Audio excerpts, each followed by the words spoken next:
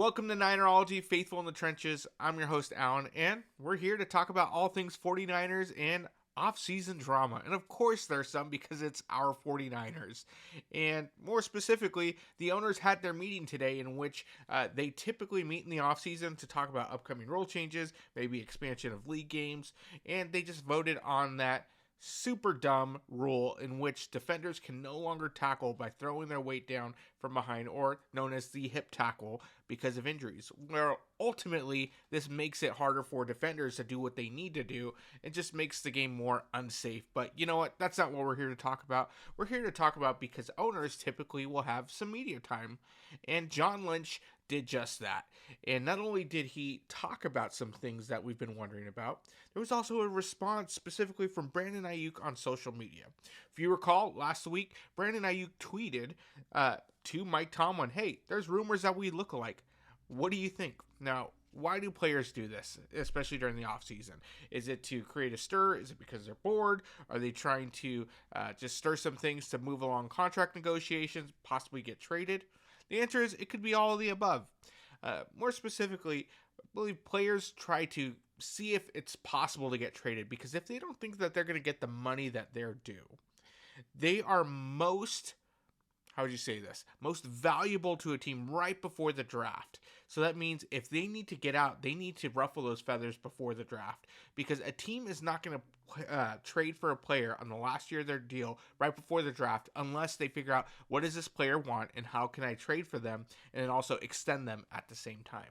So I think Brandon Aiyuk, he sees all these other wide receivers getting paid, and the Niners are notorious for waiting till the last minute to get these deals done, which first off is very stupid, because not only that, the market is getting reset with each wide receiver signing, each player signing. So why are you doing this? You have the money. In fact, you're going to actually save money this year. If you signed Brandon Aiyuk, you would save $10 million against this year's salary cap, and you already carry the money over to next year, so it only helps you next year. So the longer you wait, the more money you lose long term. So I don't know what they're doing in that standpoint. Maybe they're just trying to dig their feet in. They're maybe lowballing Brandon Aiyuk, which is very possible. That's what we've heard in past negotiations. So they do not have a good rep when it comes to that.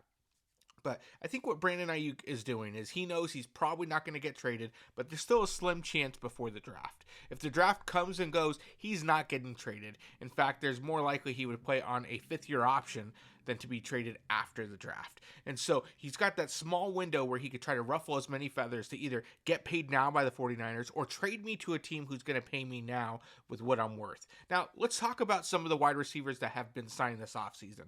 Jerry Jeudy, 3 years, $58 million, $41 million guaranteed. That's $19 million a year for, let's face it, a wide receiver that's been in the news, but not for the best of reasons. Either run-ins with the quarterback, things like that. He's getting $19 million a year. Mike Evans, we know how good of a receiver he is, but he's already on in his 30s, so Aiyuk is younger. This is the contract right here that is putting the 49ers in the bind, because Mike Evans got 2 years, $52 million, $52 million, 2 years over $52 million, $35 million guaranteed. But here's the kicker. That's $26 million average per year. Then you got Calvin Ridley, who signed a 4-year, $92 million deal with $50 million guaranteed. That's $23 million a year. Those two contracts right there is what Brandon Aiyuk and his representation are looking at. They want to beat the $26 million a year, but they also want to beat the $50 million that was guaranteed to Calvin Ridley.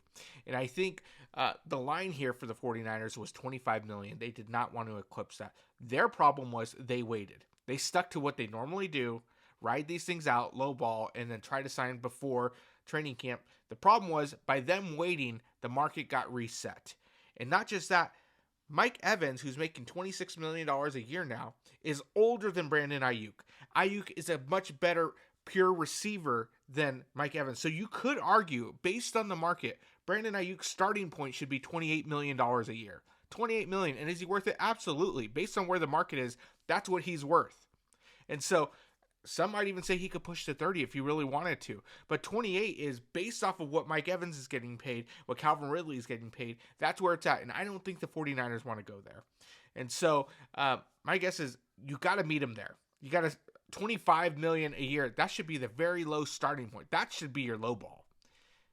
and then only go up from there. In reality, 26 is where you should start if that's what Mike Evans is getting, and 51 million guaranteed. It should be the low end because that's what Calvin Ridley's getting. So the question is, what are the Niners going to do? The next part of John Lynch's statement was, we're actively talking with Brandon, trying to figure something out. We have a good history at working with the guys we want to get something done, and it takes two sides.